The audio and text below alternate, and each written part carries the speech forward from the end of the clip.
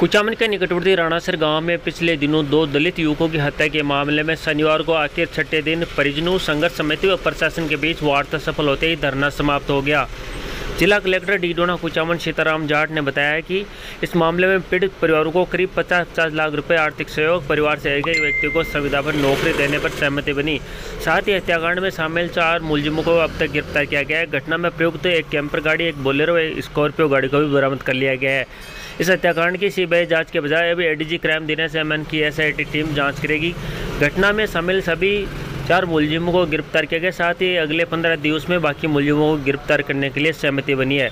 इससे पूर्व शनिवार को दिन भर धरना स्थल पर काफी भीड़ जुटी रही। खींवसर विधायक नारायण बेनीवाल, विधायक पुखराज गर्ग, संघर्ष समिति से गोविंद मेघवाल, प्रमोद आर्य या आरएलपी भुराम सेसमा सहित सर्व समाज के लोग यहाँ पर मौजूद रहे। शाम को प्रशासन के साथ यहाँ पर वार्ता सफल रही। उसके बाद यहाँ पर धरना समाप्त कर दिया गया।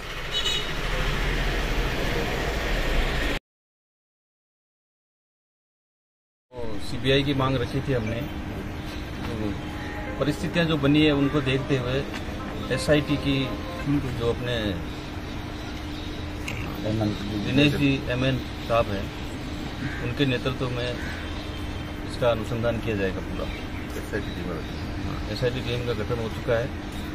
और दूसरी मांग थी जो 1-1 करोड़ की मृतकों की, तो उसमें 15 लाख रुपए सरकारी सहायता है, बाकी 5 लाख रुपए हनुमान जी बेनीवाल जी की तरफ से हैं प्रत्येक मृतक को, और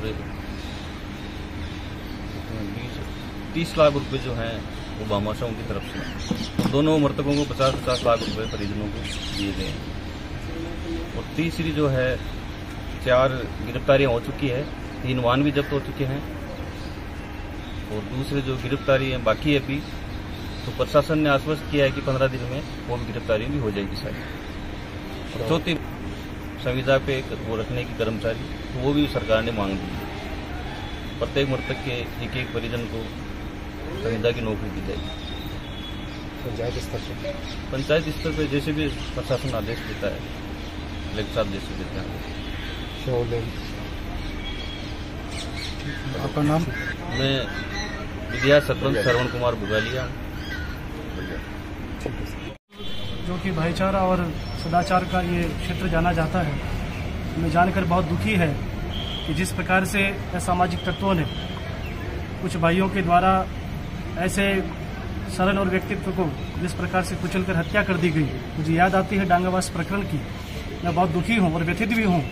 मुझे पता लगा और इस प्रकरण को जब 5 दिन हो गए, क्योंकि हमारी सनातन वैदिक परंपरा है, कोई भी शरीर जब चला जाता है दुनिया से तो उसका पार्थिव संस्कार समय पर दाह संस्कार होना चाहिए।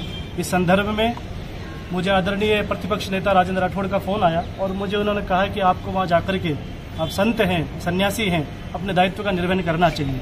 मैं यहाँ पर पहुंचा हूँ और यहाँ की जब सभी लोगों से मेरी वार्तालाप हुई और मुझे पता लगा कि वो परिवार बहुत सामान्य स्थिति, उसके परिवार के दोनों जो उनके पिता खड़े हैं मेरे पास में, इनकी स्थिति को देखकर मुझे लगा कि कुछ इनको और सबल मिलना चाहिए।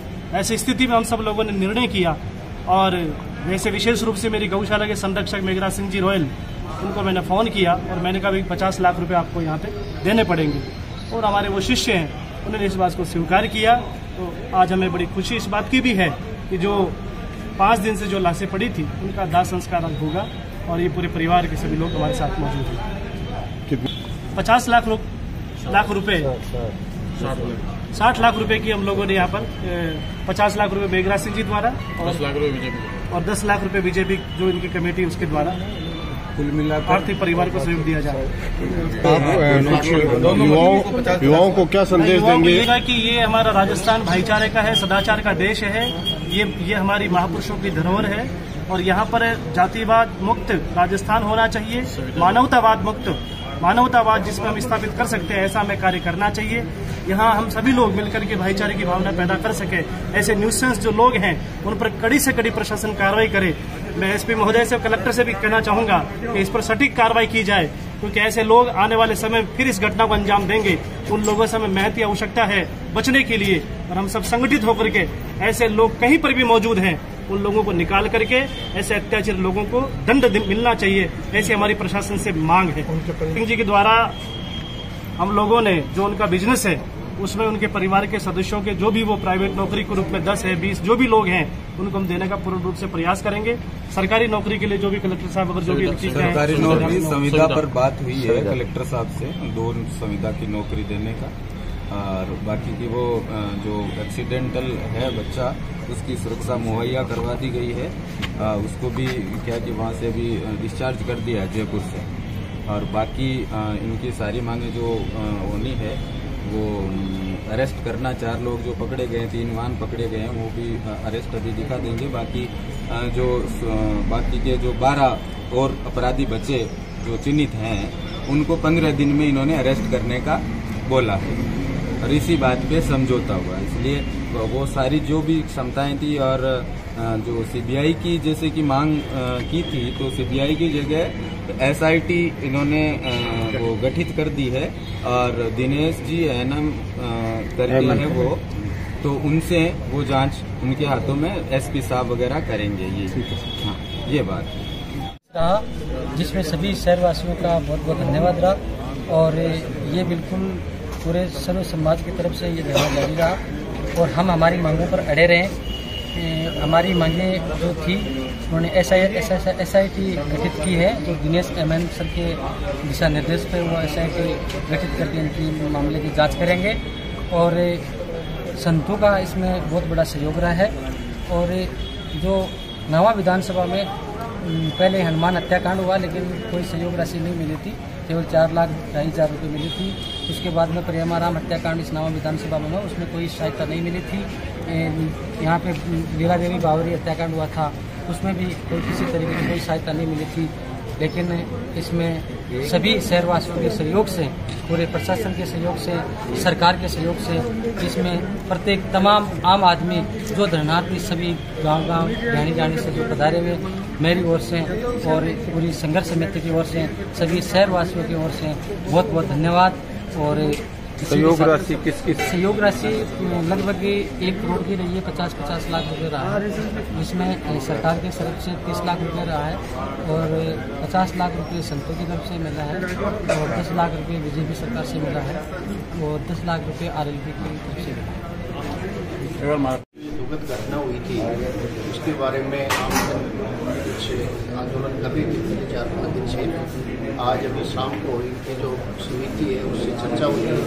उस चर्चा के दौरान जो समिति है, जो संघर्ष समिति बनी हुई थी, उन्होंने राज्य सरकार द्वारा जो जांच करवाई जा रही है उसमें सहमति दी है। उन्होंने सीबीआई वाली मांग को छोड़ दिया है। उसके साथ में जहाँ तक जनसहयोग का विषय है, जनसहयोग में राज्य सरकार की तरफ से 18.5 लाख रुपए जो SC/ST अत्याचार निवारण निगम 1995 देते हैं, उनका हम इनको लाभ देंगे। साथ में 10 लाख रुपए माननीय मुख्यमंत्री महोदय की तरफ से उनको पीड़ितों को दिया जाएगा जो उनको, और 3.5 लाख रुपए जनसहयोग से इनको इस तरह से करके 30 लाख रुपए की आर्थिक सहायता राज्य सरकार की तरफ से होगी। और बाकी जो यहाँ संघर्ष समिति के जो सदस्य थे और महाराष्ट्र थे, इन्होंने अपने स्तर से इन परिवारों को सहयोग का वादा किया। तो बात हो रही थी, वो कह रहे हैं कि इसमें हम आगे बढ़ रहे हैं SIT की जांच के लिए, और एसपी साहब के सुपरविजन में ये सारी कार्रवाई